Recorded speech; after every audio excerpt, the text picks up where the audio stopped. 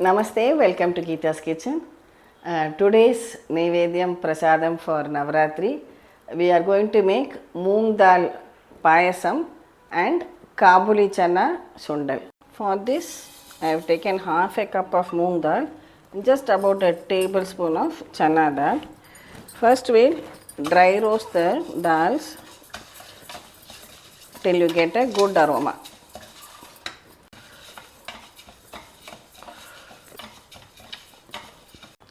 Roast the dals over a low flame.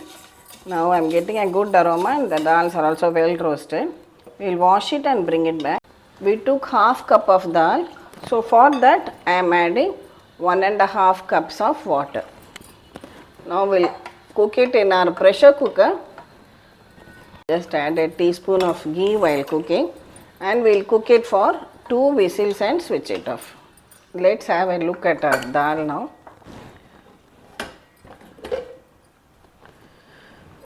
See, the dals are well cooked. Don't mash it too much, just allow it to be like this. To this I am adding half a cup of jaggery. This jaggery does not contain any impurities or anything, so I am adding it directly. If you are not sure about the quality of your jaggery, add a little water, dissolve it, filter it and then add to the payasam.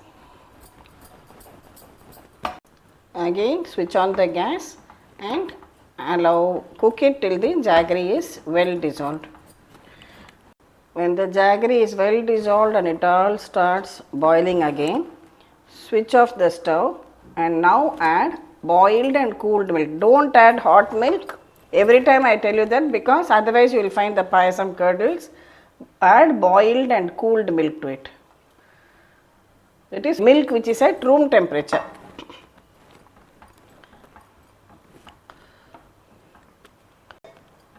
Instead of using this cow's milk, you can even add coconut milk if you like. Then also add the dilute coconut milk. Don't add thick coconut milk and don't boil it too much after adding coconut milk. Finally, add quarter teaspoon of cardamom powder. Heat 2 teaspoons of ghee in a tadka ladle. Add a few raisins. Some cashew nuts. Wait till the cashews get a lovely golden color. Pour it on top of the payasam. Our tasty Moong Dal Payasam is now ready to be offered as Naivedyam to Devi.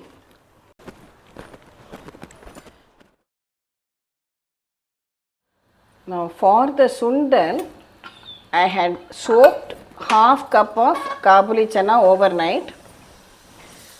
Cooked it for 4 whistles till it is well cooked.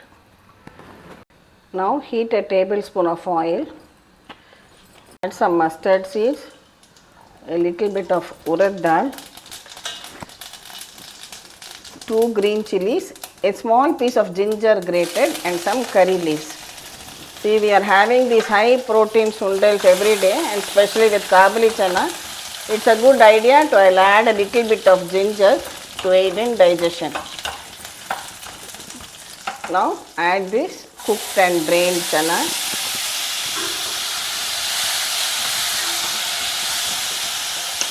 Also add a little bit of Hing. Could have added it along with the seasoning.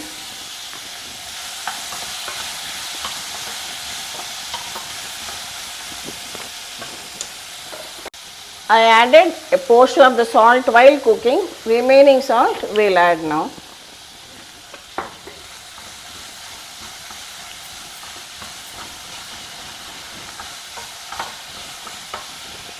Finally, top it up with some fresh grated coconut, about 2 tablespoons you can add, and give it a good mix.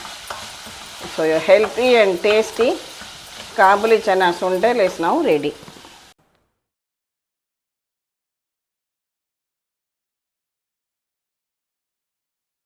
On the 5th day of Navratri, Devi Ma is worshipped in the form of Skandamata and traditionally bananas are offered as the Naivedyam.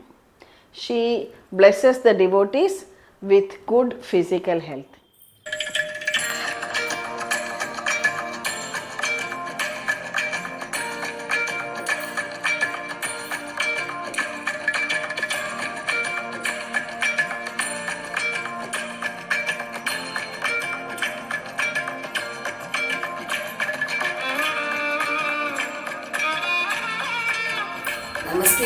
to Geeta's Kitchen.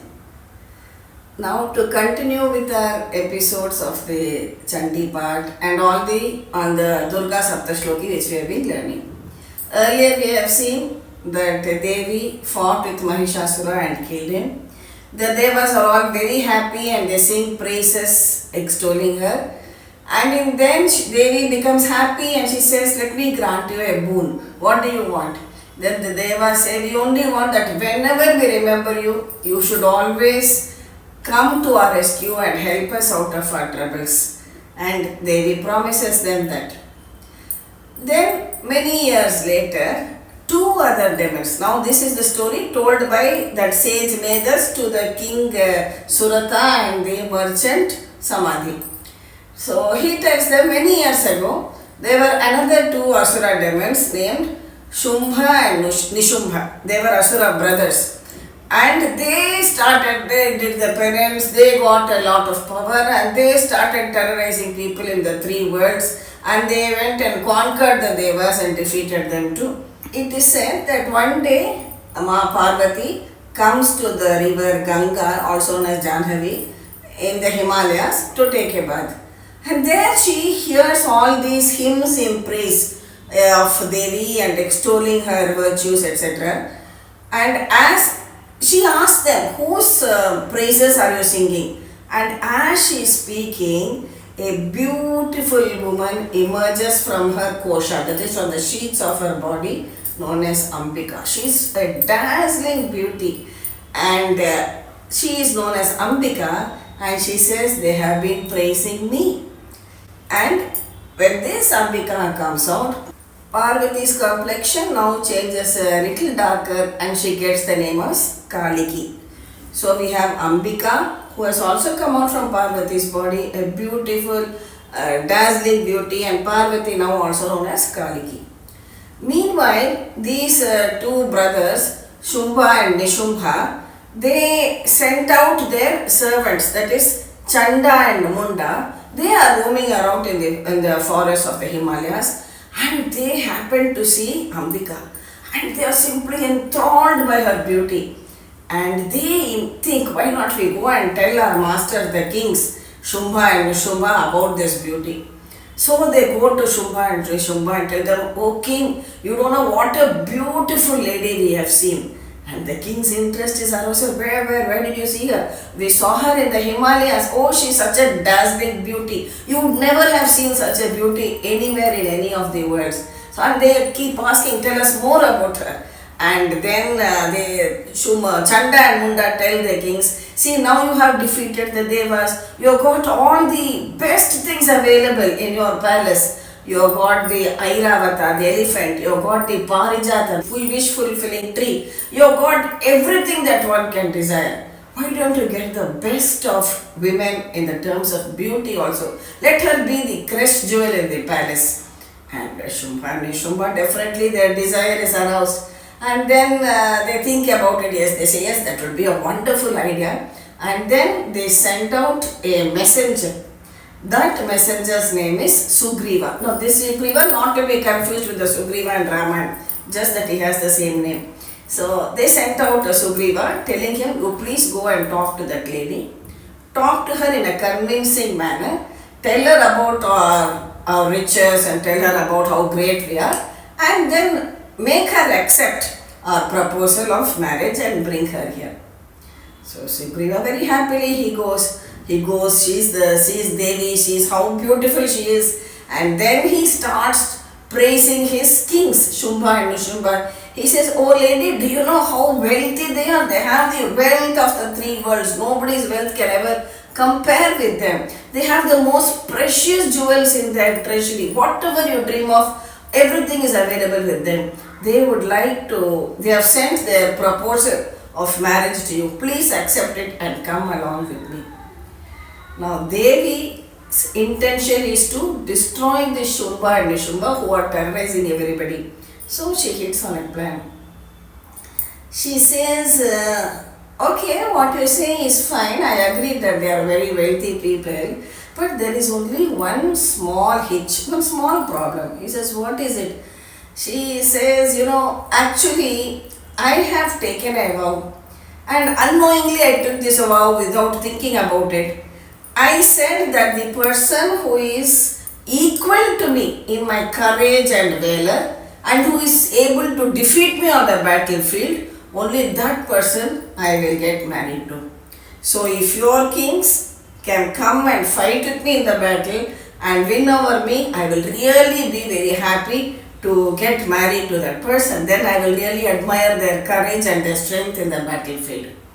Now this Sugriva says, what are you talking, you lady? What do you know about them? They are such strong asuras. They have even defeated the devas. They have got the power of so many armies put together. And you are saying that you want to have a competition with them? Are you crazy? Now you better listen to me. If you don't listen to me, I will drag you by your hair and pull you to the palace. You don't know what you are talking. You don't know what you are missing. Just accept this proposal. Now Devi's anger is also aroused, but she says, no, that is not possible. I have taken this vow, maybe unknowingly, but I cannot accept this. I am steadfast with the promise I have kept. So unless he defeats me in battle, I cannot get married to him. And Sugriva tries to plead with her, but she doesn't listen. Finally she says, you please go and tell your kings this. You are a messenger. You please give this reply to your kings. Let them do whatever they think fit. And this happens in the 5th chapter, which is known as Uttama Charitra, and then it is followed by a number of hymns praising Devi. See, every day we recite that Ya Devi Sarvabhuteshu Vishnu Mayeti Samstita Namastasyai Namastasyai Namastasyai Namo Namaha. It begins like that and goes on with nearly 18 different qualities of Devi, which is praised in each verse. For example, even if we take the first verse, Adevi Sarva Bhuteshu Vishnu Mayeti Shabdita.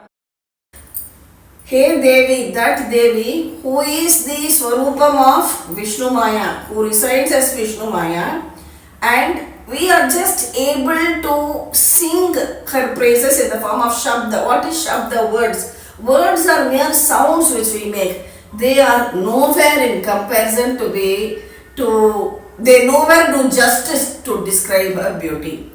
Ya Devi Sarva Bhuteshu Trishna Rupena, who resides as hunger, who resides as thirst, who resides as Rupena, who resides as Buddhi, who resides as intellect. She is everything. There is nothing other than her.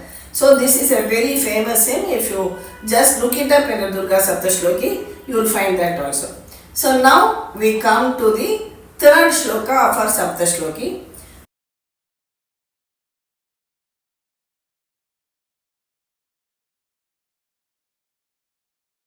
That is, which is a very popular one, very simple one, just 2 lines. Sarvamangalamangalye sivē sarvärthasädhike saranye tryambake devi nārayani namostute. Now what is the meaning of this sarvamangalamangalye? Mangala means auspiciousness. Sarvamangalamangalye, the one who is the embodiment of all auspiciousness. Auspiciousness includes something which is pure, which is lucky, if you want to look at it like that, something which just exudes goodness. She is the embodiment of that. Not only that, she radiates goodness wherever she goes. Sarvamangalamangalye sivē, she is the form of Shiva. Sarvärthasädhike, the one who blesses devotees with whatever they ask for. See, generally we talk about the 4 purusharthas: dharma, artha, kama and moksha. She is one who bestows all of these on her devotees. If you want dharma, that is, you want to lead a disciplined life and gather all the punya, get the benefits, Devi confers it on you. Artha, if you are interested in getting a lot of wealth, whether spiritual or material wealth also, Devi blesses you with that. Kama, refers to desires in the form of emotions, physical desires, mental desires, she blesses you with that too. And moksha not necessarily means something which happens after that.